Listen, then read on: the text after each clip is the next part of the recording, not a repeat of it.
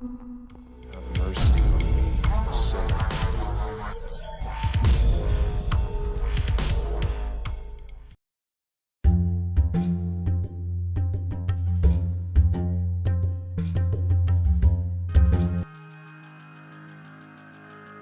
Конфликт между местными и иностранными рабочими произошел в Карагандинской области в поселке Жайрем. В компании обещали расследовать конфликт и не допустить нарушений. Предполагается, что причиной конфликта стала, как в случае с беспорядками на Тенгизе, несправедливая оплата труда для казахстанских работников, получающих меньше иностранцев.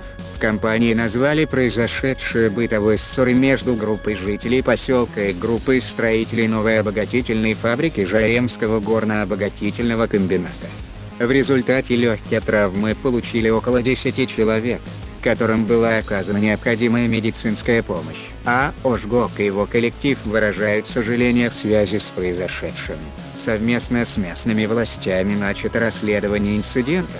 Все подрядчики и субподрядчики обязаны соблюдать требования законодательства, нормативных актов нашей организации. На них распространяются и наши правила в области техники безопасности, охраны и организации труда. По результатам произошедшего конфликта мы создаем совместную комиссию, куда войдут представители государственных органов, общественности, трудового коллектива и самого Жайремского ГОКа. Мы не допустим каких-либо нарушений. Это же касается этических норм, прокомментировал исполнительный директор АО ЖГОК Абелхан Акимов.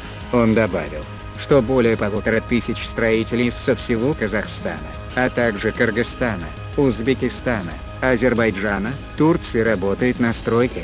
Последнее промышленное строительство в Жайреме было еще в совсем далеком советском прошлом, поэтому строителей в таких масштабах у нас просто нет. Перед нами стояла сверхзадача – найти надежные компании, построить за 2 года новую фабрику и запустить ее. На объекте работает 2 подрядные организации, 23 субподрядные, сказал он. Мне кажется, что виной всему, прежде всего, банальное недопонимание между сторонами конфликта. Как это случилось? Думаю, разберутся уполномоченные следственные органы. Я же, как представитель трудового коллектива, очень сожалею, что произошел такой инцидент. Мы всем миром строим новую фабрику, поскольку это будущее для нашего поселка, для нашего производства, выразил свое мнение председатель профсоюза Жайремского ГОКа Муварат Карибаев, депутат местного маслихата.